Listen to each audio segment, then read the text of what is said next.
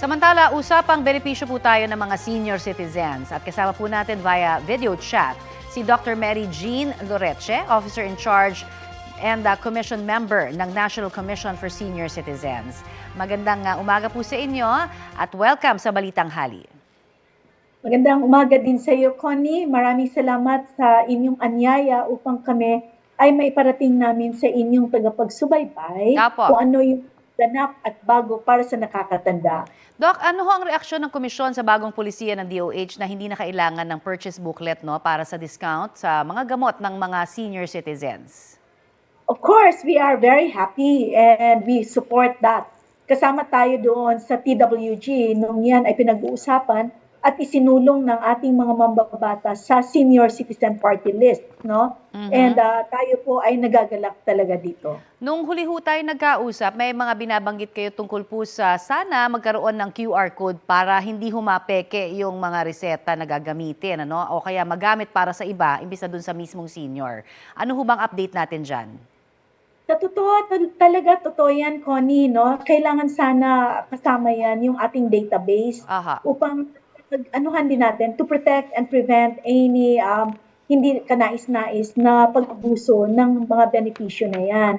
But so far kasi, syempre, dahil bago lang naman na ilagay at nailabas yung pagtanggal ng booklet, we look forward that in the coming days, no, mapapag-usapan siguro ng mabuti kung paano natin ito i-implement. However, isa sa ating binibigay na guidance sa ating mga nakakatanda ay dalhin palagi ang kanilang prescription kasi requirement din naman, Connie, ang prescription mula sa doktor at yung kanilang ID. Opo.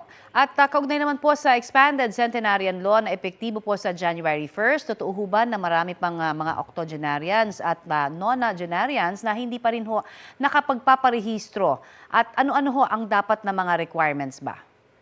Totoo din na ganyan, pero siguro sa kakulangan ng tamang impormasyon, no, ay kagaya niyan sa inyong programa, kami ay nagpapasalamat upang maparating sa kanila yan. Kailangan po talaga silang mag-apply. It is a benefit, but they have to apply for it.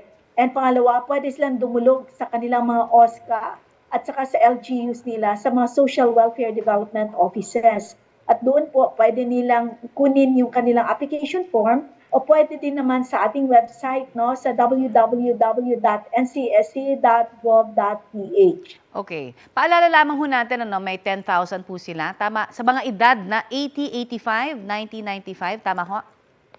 Tama po yan, Connie. Alright, so kailangan talagang magparehistro lamang para makapag-avail po. Pero hindi ho po pwede na balikan. Kumbaga, hindi na to po pwede yung mga dating mga 82, 83, baka naman ho magalit sila daw, no? Hindi sila kasali.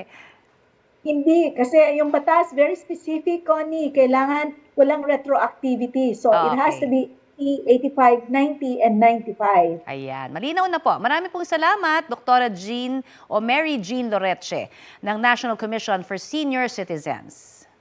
Thank you, Connie.